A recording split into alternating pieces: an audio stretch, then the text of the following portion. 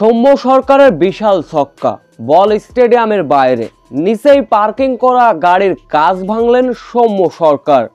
সৌম্য সরকারের ছক্কার বৃষ্টি মানে চোখের প্রশান্তি। ব্যাট হাতে এ কেমন সৌম্য সরকার ভয়ঙ্কর রূপ ধরলেন। বিস্তারিত জানতে ভিডিওটি না টেনে সম্পূর্ণ দেখার অনুরোধ রইল। সাম্প্রতিক ধারাবাহিকভাবে পারফরমেন্স করছেন সৌম্য সরকার।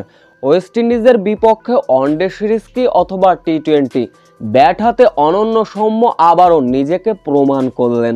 প্রথম টি-20 যখন ছিল বাংলাদেশের ব্যাটিং বিপর্যয়, তখনই ধ্বংসস্তূপে দাঁড়িয়ে ব্যাটিং তাণ্ডব চালালেন সৌম্য সরকার। অর্থাৎ 30 রানে লিটন দাস সহ বাংলাদেশের 3 টপ অর্ডার ফিরে গেলেন। এমনও অবস্থায় জাকির আলীকে নিয়ে রীতিমতো সৌম্যের ছক্কার বৃষ্টি। ইনিংসের 8তম ওভারের প্রথম বলের ঘটনা।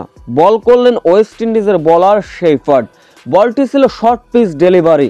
সৌম্যের কি বাহু জোর রে বাবা! ওই বলটি টেনে পয়েন্টের উপর দিয়ে বিশাল ছক্কা হাঁকান সৌম্য সরকার। ক্যামেরাম্যান খেলা সম্প্রচার বাদ করে বলটির দিক তাকালেন। তখনই বলটি স্টেডিয়ামের ছাদে এক ড্রপ খেয়ে বল চলে গেল স্টেডিয়ামের বাইরে। স্টেডিয়ামের বাইরে অবশ্য পার্কিং করা ছিল গাড়ি। বলটি গিয়ে পড়লো গাড়ির কাছে, ভেঙে গেল গাড়ির কাচ। ধ্বংসস্তূপে দাঁড়িয়ে শেষ পর্যন্ত সৌম্য সরকার 3 ছক্কা 1 চারের সাহায্যে 32 বলে 43 রানের একটা দায়িত্বশীল ইনিংস খেলেছেন।